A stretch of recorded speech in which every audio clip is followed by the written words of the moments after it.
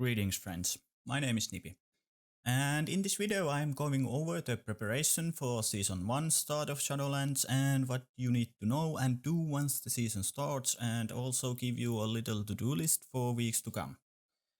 Alright, we got almost our 2-week preparation period up before Season 1 kicks in, and I hope you have had fun preparing your mains and alts for real endgame to start. I've had a ton of fun playing on my 3 characters that I have currently maxed. And what I've done with those is I've done mythic dungeons, Torghast runs, and all that stuff we had in the first 2 weeks. So what do you need to know about Season 1? Season 1 marks the launch of Mythic Plus, new Castle Natria raid, and PvP season. It is up to you what you will do and which of these is your primary endgame content you are progressing on, and for me that is going to be raiding mostly with Mythic Plus on the side. Next, let's go over a to-do list for week 3 of Shadowlands. So first up, keep doing your callings. They reward you conduits and reputation to corresponding faction most of the time. These conduits scale with your item level, at least they should. For example, you are now able to get item level 184 epic conduits from callings if you have pretty much maxed out M0 gear. And following this logic with full heroic gear around 210 and 220 item level, conduit rewards from calling should scale to this item level. Number 2 is your weekly Torghast runs, and next week we will have access to layers 5 and 6, so 2 new layers to clear and more soul as to earn. Remember to pick up your weekly Torghast quest from Polvar in Oribos. I assume he will keep giving those before, like weeks before, and then do your Torghast run. And quick tip for Torghast if you are struggling with it, and go easy and clear everything to pick up all the anima powers you can, rather than trying to rush it and realizing on the last boss that you are going to wipe on it because you cannot kill him in time. Third, we have the Maw. Eye of the Jailer is daily reset, but if you don't have time to grind Maw every day, just focus on doing the weekly quests from Venari to gain some reputation towards her. These usually grant around 1000 reputation per week, and Wrath of the Jailer event is also a nice reputation boost to do weekly, so keep that in mind. And why you are doing this is to gain access to sockets later on tier, which Venari sells in, I believe it's apprehensive, called the reputation level. And you can gain those sockets for 6 pieces of your gear. And depending on the class, this is actually a whopping 30 to 50 eye levels if you change those sockets to match on item level. So it's actually 6 sockets is a lot of boost for your character power. 4, we have, depending on your covenants and soul binds, I would advise you to do your renown quests before going too deep into the mythic pass or raiding. You may have to even craft legendary if you want to push for plus 14 on the first week, but more on that later. And I, for example, get big reward on my monk and shaman with Niklo role to be able to unlock Emeny and his lead by example trait with it, and 1 conduit for him, which is quite a nice. I already have the lead by example trait and Emeny, but I'll get more power with more renown, and so do you.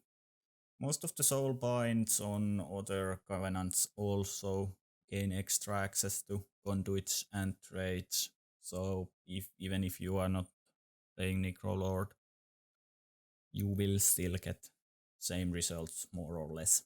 Next, this is number 5, I think. And this is for the Mythic Plus dungeons, and so you can start grinding those on Wednesday.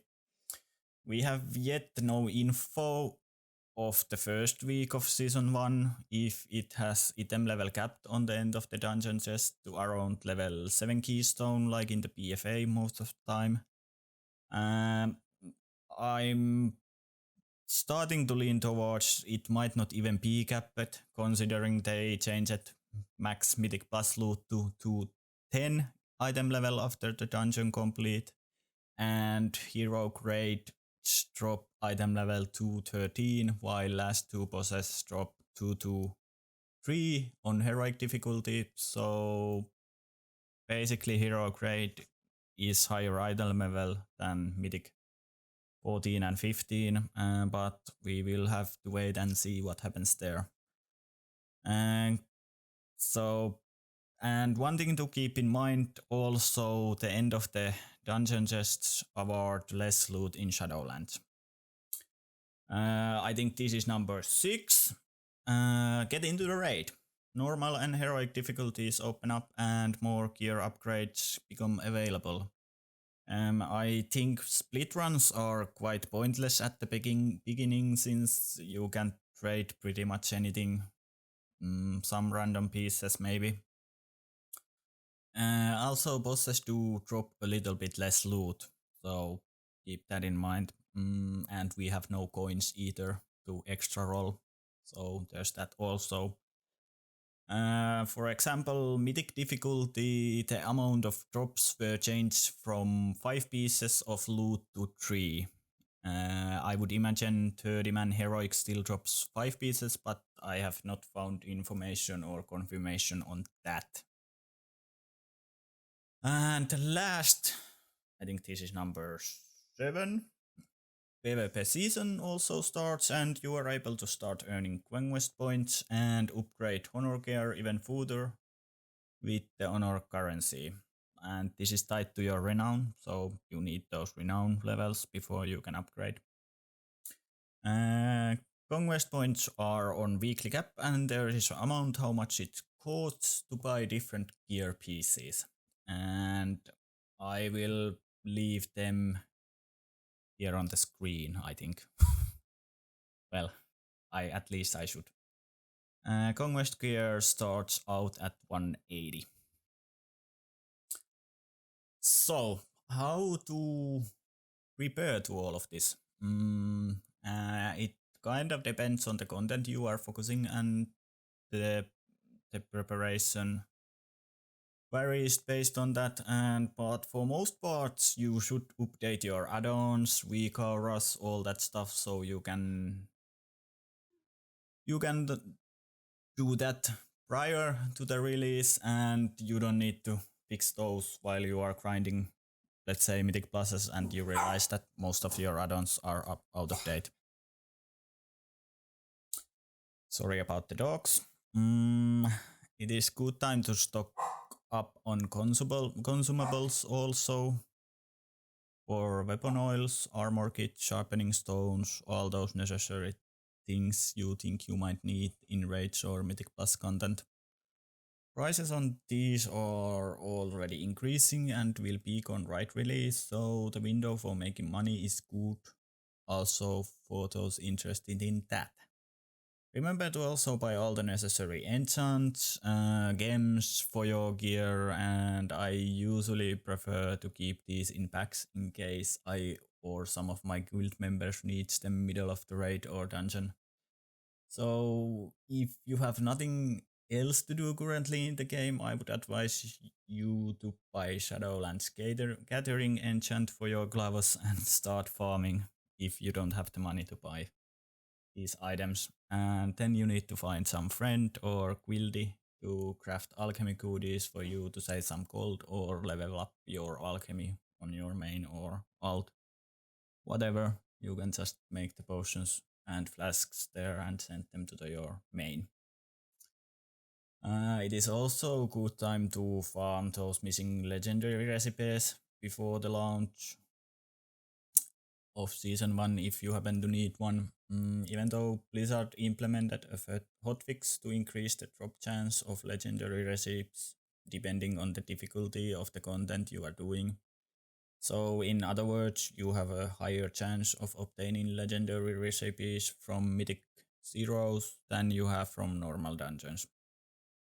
I would not Actually, I would advise not to craft legendaries on the first week of Shadowlands for deep DS players especially. We will get some tuning to powers or classes before Mythic Raid release week after the Heroic and Normal release. So if you don't absolutely need Legendary on the first week of the season, don't craft it. It's just safer bet. I feel like healers are more safe in this department, and if there is nerfs to healers, I would imagine it being done to the class abilities and not legendaries. I don't know why I think that, I just have that feeling. But then again, we never know if they decide to buff some legendaries or classes a lot.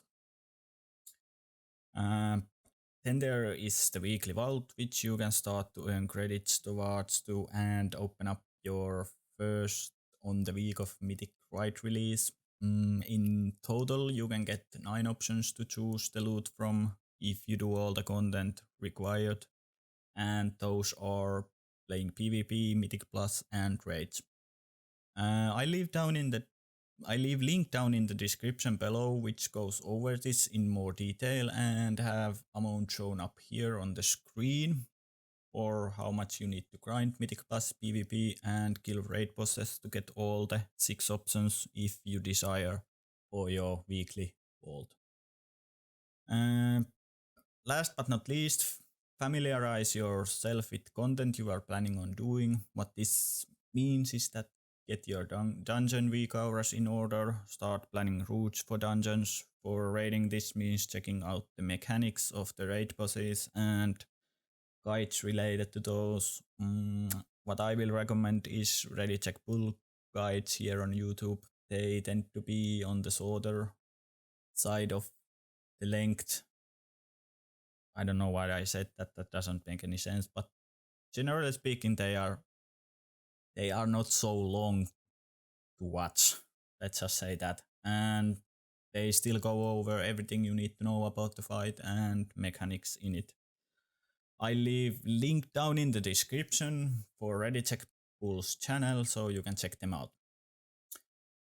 That's pretty much for this video. This should cover basics of the Season 1 start and how you can prepare yourself for it and start getting some mad Rider IO score, raiding in PvP, or tackling the bosses of Castle Natria.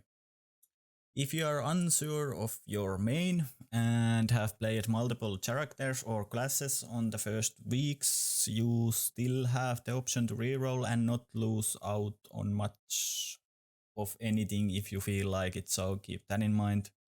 Only thing you might be lagging behind on alts is Venari. I surely am. But yeah.